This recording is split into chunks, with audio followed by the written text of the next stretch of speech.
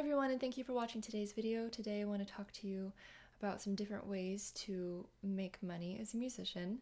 This topic is a very difficult one to address because it really depends on each individual musician, their background, what genre they are interested in, what their future goals are. So I can't fully answer that question, but I will do my best using my own personal experience and the experiences of friends and colleagues who are musicians.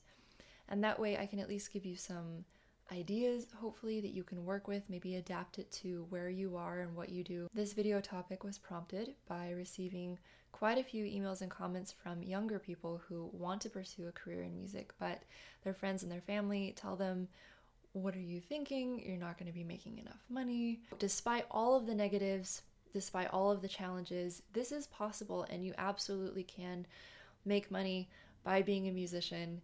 And before I get into specific ways that you can do this, let me just share some 4 basic principles with you. And these principles are life principles, really. You don't even have to be a musician for these to apply to you, but I'm kind of tailoring them to fit my audience. The first thing is to just be a disciplined person. That means you are consistent in what you do.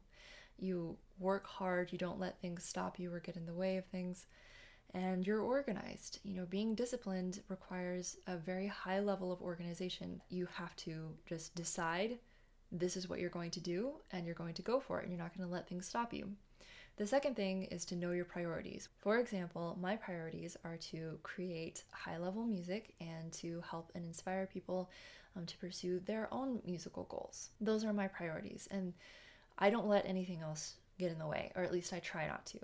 I fail all the time, but for the most part, I just try to keep that as clear and concise as possible. That comes from knowing my motivation. My motivation is basically just to help people through doing what I love. I love music and I love people, and I want to spend the rest of my life just giving that. That's my goal in life. Quite simple, but no matter how simple that concept is, that is what feeds how I think about life, how I approach everything, how I organize my time. And this is so key. You have to know how to organize your time. And in order to do that, you have to know your priorities. You have to know your motivation. The third thing is that you have to develop good people skills. Being a musician involves working with other musicians. Music requires community. And if you have a massive ego, or if you have anger issues and you can't compromise with other people, that's going to get in the way of your success. And you have to be professional.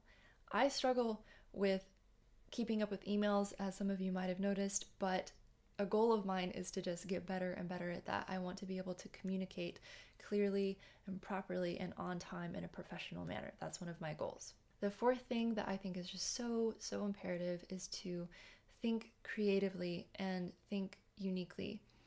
I look at other people and I can learn from them, and I can take some of the things that they do and apply it to my own workings, all of the stuff that I do, and that's good. But I don't want to copy someone else's formula because I am not them, they are not me. I have a very specific goal in mind for what I want to do, and they have another goal in mind for what they want to do. Now, aside from these 4 general tips, which I'm sure that there are more, but aside from these, here are just some practical, real-life options that might be able to help you. You can do what I'm doing. You can teach lessons over Skype.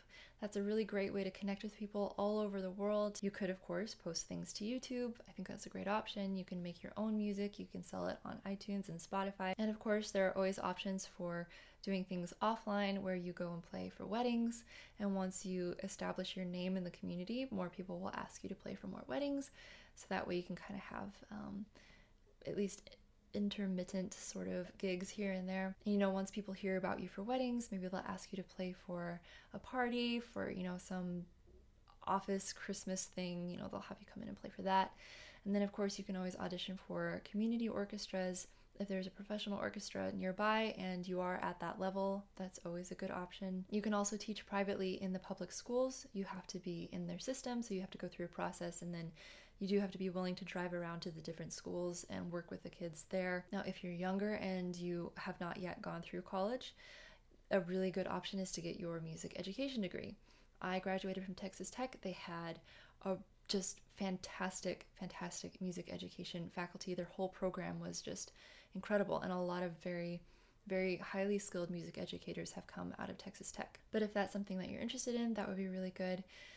If you are hoping to go in the direction of, oh, I want to get signed by a label, be careful with that. That's all I want to say. I prefer, and probably some of you have realized by now, I like doing things my own way. I like being independent. That's not to say that a label is a bad thing. Maybe someday I'll even sign with a label if I agree with their method and approach to things. Who knows? I don't want to say anything negative about any method or any path. And then, of course, you have the option to become an actual classical performer. Again, if I'm speaking to younger people, this is an option for you. It can be an option for someone who's older, but that is very rare. For those of you who are younger, now would be the time to get going. If you're about 12 or 13, practice, and then try to get into a very good music school, get your undergrad degree, play in as many different ensembles as you possibly can, play in a professional orchestra if you have the opportunity. And then once you have your undergrad degree, audition for Rice, Juilliard, Eastman, the top schools, and get your master's, maybe even go for your doctorate. That would be amazing. You can compete in competitions. They have concerto competitions. They have all of that. That will build your name, get you a little bit of publicity. You can add it to your resume. And then later on down the line, you could join an orchestra. You could become a professor at a university. There are a lot of different options in that direction if you're classically inclined. So just to summarize, you have your online options, you have your smaller community options, gigging, all of that sort of stuff. You have your music education option. You have, what was the other thing I mentioned? You have your solo career, orchestra, classical professor sort of world. So there are a lot of things to choose from, a lot of different directions that you can go, and each of those directions have their own unique skill set. Being online, that requires marketing and business skills. Being a professor, that requires you go and get your doctorate degree.